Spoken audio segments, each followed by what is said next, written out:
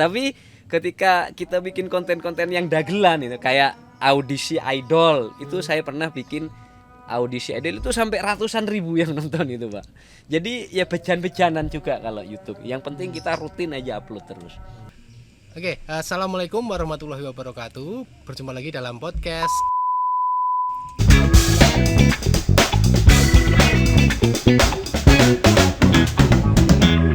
Ya, berjumpa lagi bersama saya Rintu Lebda Anggung Kaloka. Nah, kali ini kita kedatangan sebuah tamu istimewa, seorang pelaku di dunia kemasyarakatan. Ya, jadi di tingkat paling bawah, tingkat paling mikro, yakni tingkat rukun tetangga atau RT. Di sini ada Pak RP Sutikno atau biasa disebut dipanggil Pak Inyo ya. Nah, di RT 3 sendiri di perumahan ya. Jadi RT 3 perumahan Puridelta Asri. Ya. Nah, di perumahan ini ada yang menarik ya, saudara-saudara semua. Jadi ada yang menarik, yakni di RT 3 ini di bawah pimpinannya Pak Inyo, ya, di bawah koordinasi oleh Pak Inyo. Ini ada konsep yang menarik, yakni memaksimalkan penggunaan YouTube.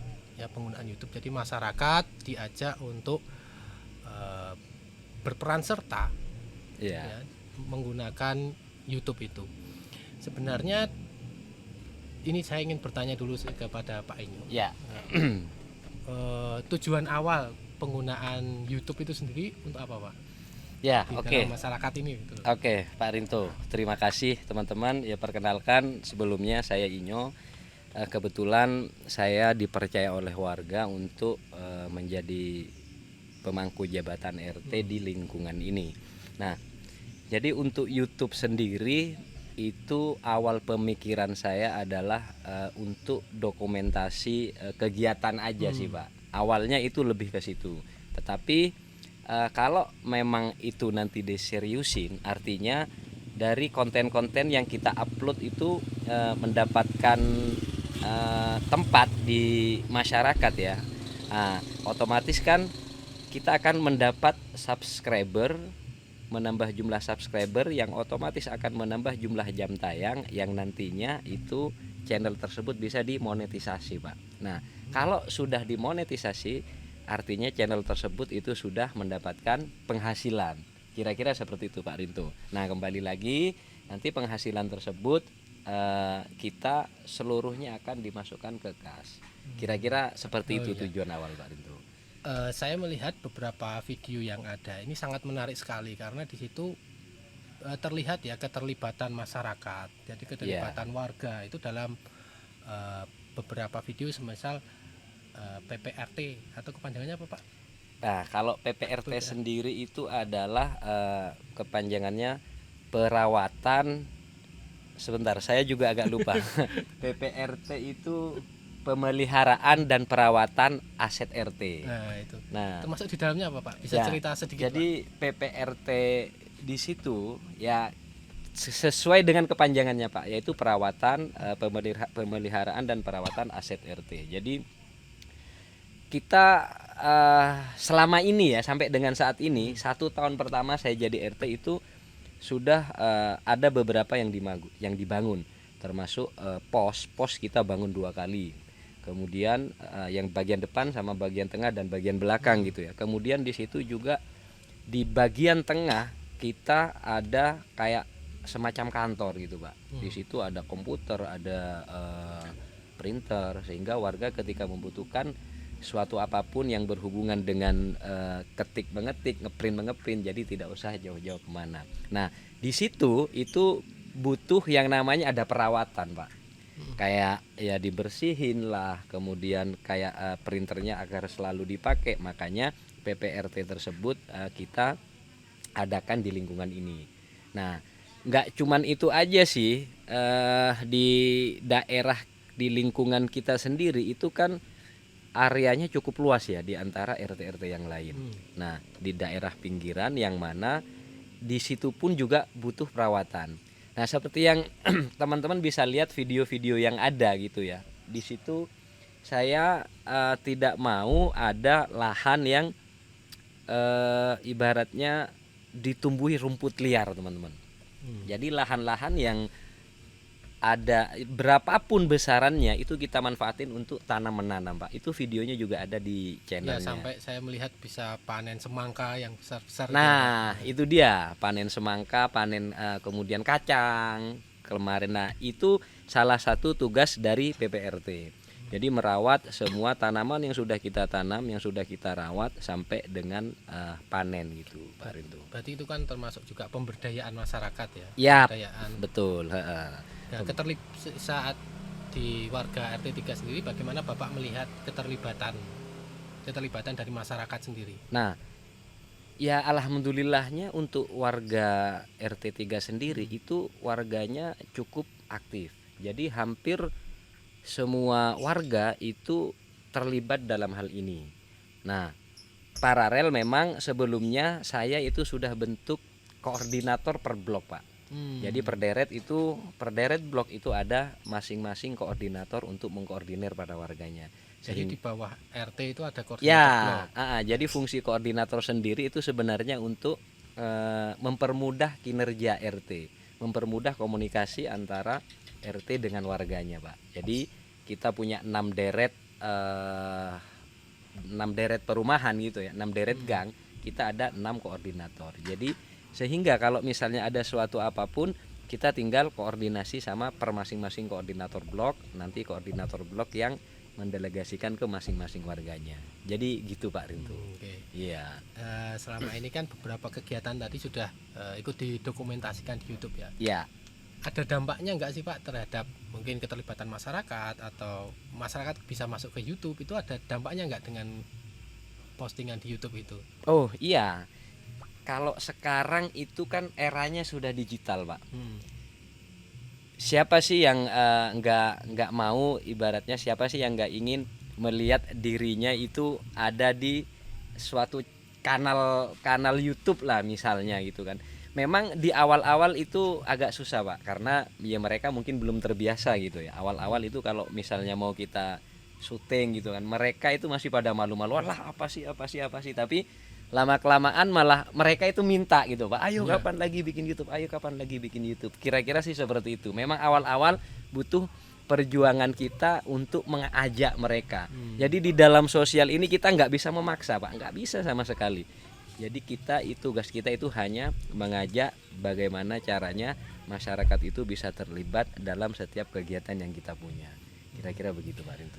Saya juga melihat kemarin ada sempat bikin film ya, Nah, itu kan membutuhkan partisipasi dan effort yang lebih dari masyarakat. Itu bisa cerita sedikit ya?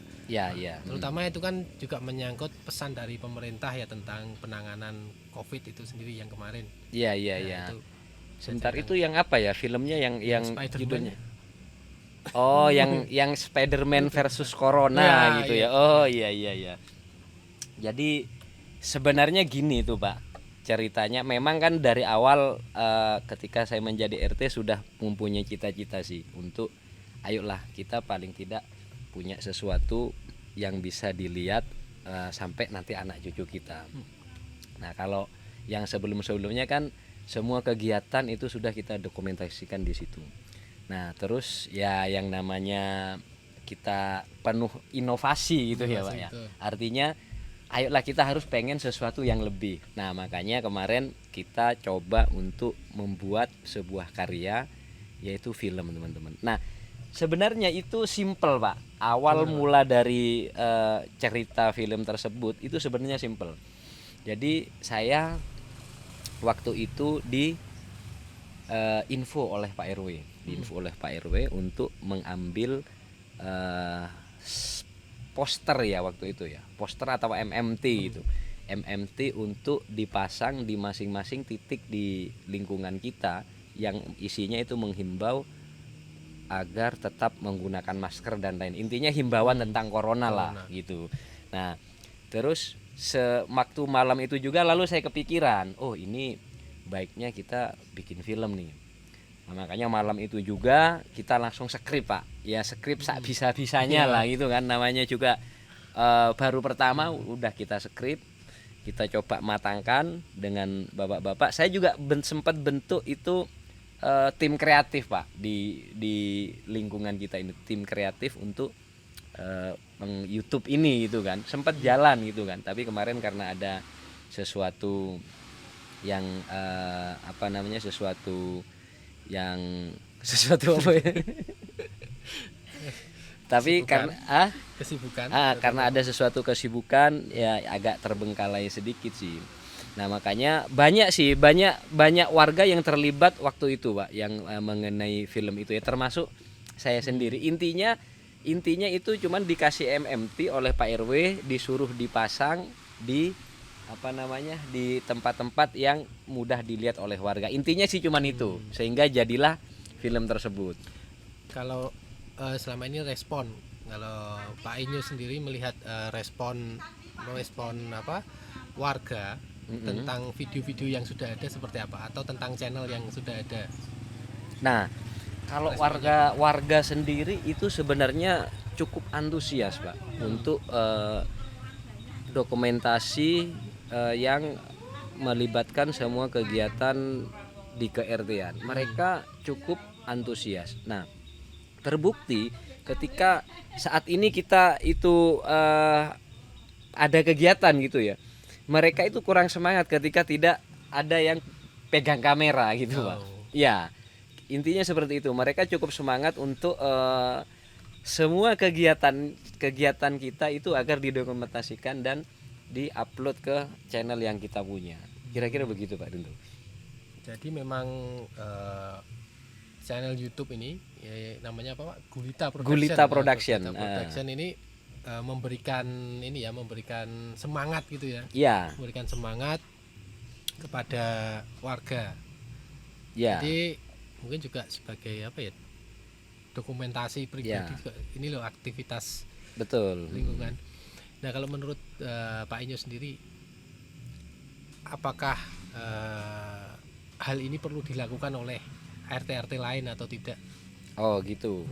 Sebelumnya begini, Gulita Production itu nama channelnya kita Pak. Gulita Production sendiri itu punya kepanjangan sebenarnya. Gulita, guyup lingkungan kita. Guyup lingkungan kita production ya kita produksi. Bukan gelap gulita ya? Bukan gelap gulita. Nah untuk RT lain sebelah ya mungkin rasanya tetap pengen lah Pak punya suatu channel yang isinya mendokumentasikan segala kegiatan mereka. Cuman sebenarnya untuk hal tersebut itu memang butuh effort Pak. Butuh effort, butuh perjuangan, yang jelas butuh waktu lebih untuk kita punya hal itu. Nah kebetulan waktu saya jadi RT kemarin kan saya cukup free Pak waktu itu, dimana pekerjaan saya itu sudah ada yang handle semua. Jadi waktu saya itu bisa benar-benar fokus untuk menggarap RT itu.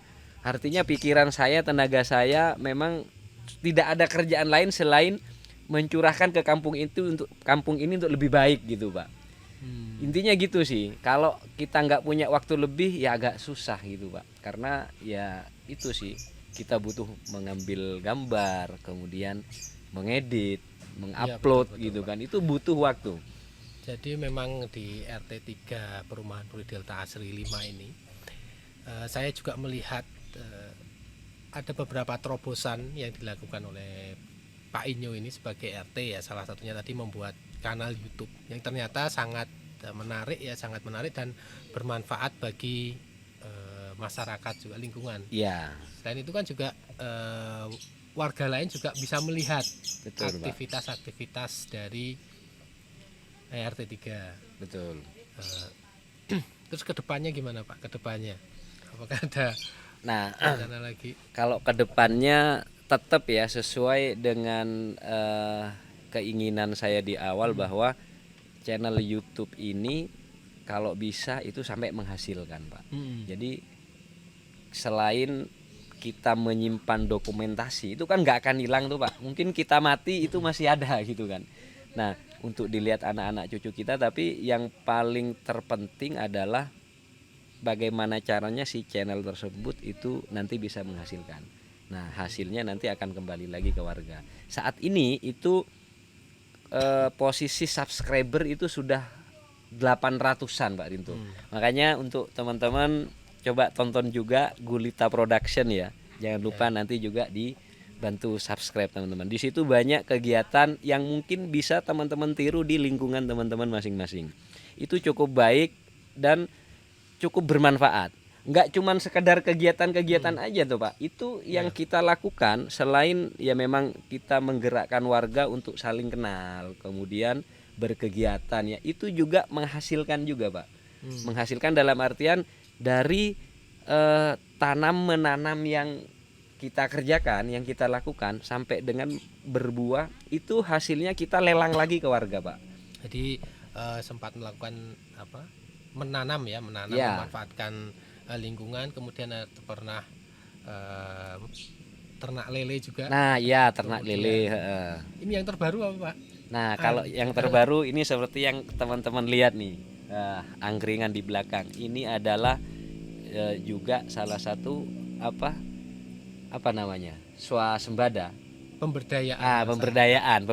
Pemberdayaan warga. Ini kalau teman-teman tahu ya, ini semuanya yang garap itu kita sendiri teman-teman. Seluruh warga RT 03 tanpa satu tukang pun ya.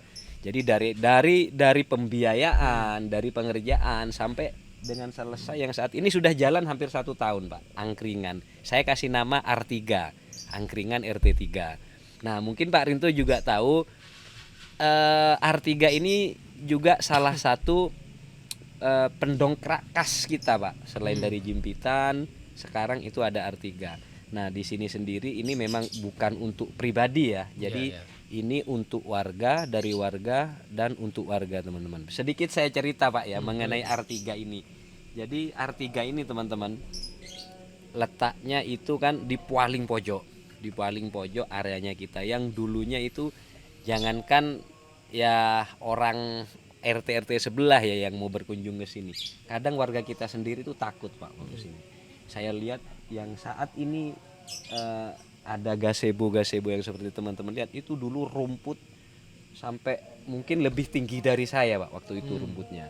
Makanya ketika saya keliling lihat ini berpotensi untuk bisa kita jadikan sesuatu. Makanya saya info ke warga untuk kita bersihkan dulu, pertama kita bersihkan, kemudian baru ide itu muncul untuk dibikin R3. Nah, orang mungkin bingung dananya dapat dari mana gitu kan. Yang sering ditanyakan orang-orang itu dananya dapat dari mana. Nah, untuk dananya sendiri Pak, saya kan ibaratnya bapak dari warga di lingkungan ini gitu. Saya tahu warga-warga saya yang mana yang sering ikut kegiatan, yang mana yang jarang ikut kegiatan, yang mana yang memang benar-benar sibuk tidak punya waktu sama sekali tapi punya uang gitu loh Pak. Nah di situ saya bisa memilah, ini nggak pernah keluar tapi dia punya uang. Nah di situ kita minta donasi Pak. Jadi selain dari kas warga, dari para donatur warga kita sendiri itu juga cukup berkontribusi untuk angkringan ini bisa terbangun seperti saat ini. Nah kemudian untuk jualannya sendiri teman-teman, untuk jualannya sendiri di situ kan dibagi menjadi 2 Pak, di mana ada PIC angkringan. PIC angkringan itu adalah yang jaga angkringan di sini. Jadi dia bertanggung jawab untuk menjualkan dagangan warga juga Pak. Jadi warga-warga yang punya dagangan itu dititipkan di sini. Si PIC angkringan itu bertanggung jawab untuk menjualkan dagangannya. Kemudian si penjaga angkringan itu mempunyai hak untuk jualan minumnya Pak. Jadi minumannya itu dia jual sendiri, modal sendiri, hasilnya ambil sendiri. Tapi untuk yang warga itu juga wajib menjualkan. Kita itu hanya mendapatkan kas Rp200 setiap dagangan yang laku gitu. Itu aja sih. Yang jelas kan warga tiap sore itu rame Pak. Yang tadinya blok sana sama blok sana nggak saling kenal, dengan adanya angkringan. Kalau tiap sore loh Pak dia berbondong-bondong ke sini nitipin makanan, akhirnya ngobrol, akhirnya kenal. Nah disitulah keguyupan dan kerukunan terjadi. Gitu Pak Rinto. Terus kalau menurut Bapak sendiri tips untuk memberdayakan warga ini seperti apa? Caranya gimana supaya bisa menjadi contoh dari warga-warga yang lain atau RT-RT yang lain? Karena kan mungkin tiap orang kan berbeda ya, Ya. tidak sama dari pekerjaan, lingkungannya ketika berkumpul kan ya. Bagaimana caranya? Bapak gimana? Baik, Pak Rinto. Sebenarnya begini, lingkungan kita sama RT sebelah itu sebenarnya orang-orangnya hampir sama, Pak. Jadi bukan berarti wah iya enak kamu warganya itu sudah guyup semua, sudah pada kenal. Sebenarnya nggak seperti itu, Pak. Jadi memang butuh proses untuk ke tahap itu. Intinya sih cuma satu, si ketua RT-nya atau kepalanya gitu Pak, dia memang harus memberikan contoh. Misalnya untuk guyup ya, untuk kerja bakti, untuk kegiatan apapun, untuk awal-awal itu ya Pak RT-nya itu harus turun tangan Pak. Ya namanya warga ya, punya pikiran, punya hati.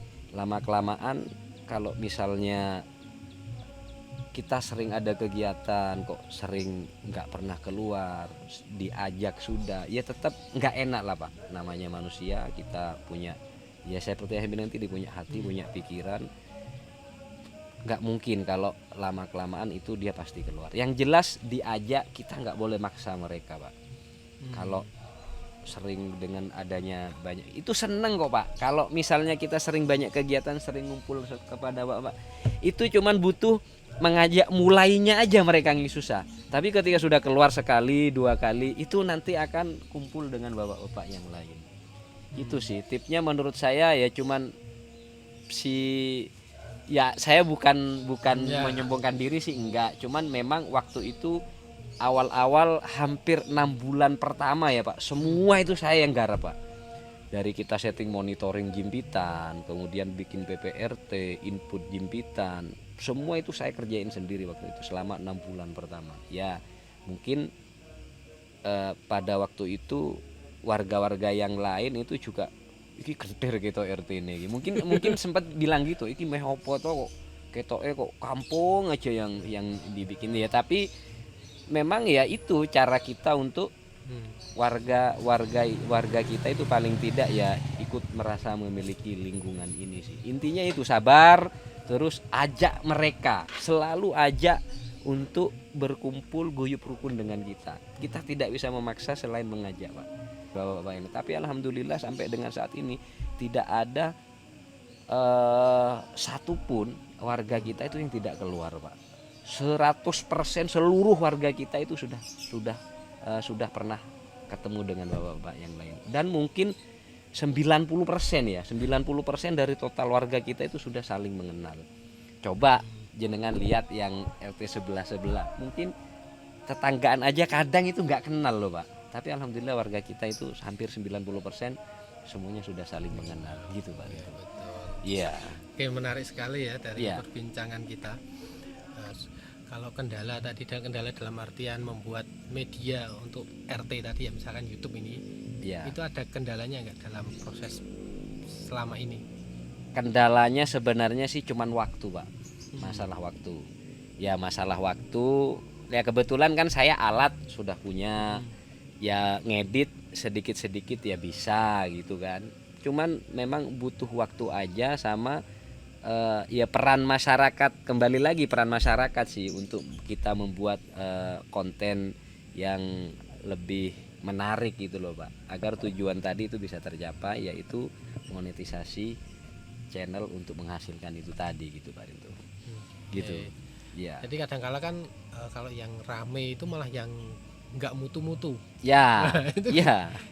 Gimana? Jadi YouTube itu Untuk yang tingkat RT ini gimana sih? ya, YouTube itu memang kita kadang susah Pak. Maksudnya konten yang kita bikin tenanan gitu ya. Kita konsep, kemudian kita bikin bikin angle-angle yang bagus, itu justru enggak banyak yang nonton itu loh. Tapi kalau konten-konten yang kadang spontan, itu kadang yang nonton banyak. Ya, itu saya ingat ada konten yang kita nangkap ular itu Pak. Oh iya, nah itu nangkap ular itu malah justru yang nonton banyak itu. Tapi untuk yang kita bikin ya kayak filmnya kita sendiri, ya filmnya sih lumayan sih, itu udah sampai 1000 juga yang nonton waktu film yang udah kita bikin. Ya intinya kalau YouTube itu sama seperti kita buka toko, Toko itu ibaratnya channelnya Pak, sedangkan dagangannya itu adalah videonya gitu loh Pak. Jadi semakin banyak dagangan, kalau di toko kita semakin banyak diisi dagangan, artinya potensi lakunya kan ada. Nah nanti itu pasti ada salah satu dagangan kita yang laris Pak. Jadi ketika kita rutin upload, itu sudah pasti nanti akan ada video kita yang viral gitu Pak, salah satu. Yaitu YouTube yang tahu gitu loh. Seperti channel saya sendiri misalnya ya, saya juga punya channel CDR channel namanya. Kalau di situ kita bahas tentang provider sih. Jadi sama juga seperti itu Pak. Konten yang kita bikin serius sampai bilang assalamualaikum warahmatullahi wabarakatuh sampai empeng 40 saya revisi itu Pak. Itu ternyata tidak ada yang nonton itu loh. Tapi ketika kita bikin konten-konten yang dagelan itu kayak audisi idol, itu saya pernah bikin audisi idol itu sampai ratusan ribu yang nonton itu Pak. Jadi ya bejan-bejanan juga kalau YouTube. Yang penting kita rutin aja upload terus gitu Pak Rinto. Tapi kalau di tingkat RT ya yang penting ada keguyuban tadi. Nah ya itu bonus sih Pak. Itu sebenarnya bonus, tapi paling tidak kita dokumentasi itu sudah ada, sama kegiatan-kegiatan keguyuban itu udah terjadi di lingkungan kita Pak. Tinggal kita memaintain aja bagaimana perselisihan ini tidak terjadi gitu sih. Itu aja sih Pak. Oke, cukup menarik perbincangan kita kali ini. Saya rasa cukup sekian dulu Pak Inyo. Terima kasih banyak atas sharingnya. Sampai jumpa lagi dalam sesi kita berikutnya. Sampai jumpa. Nah.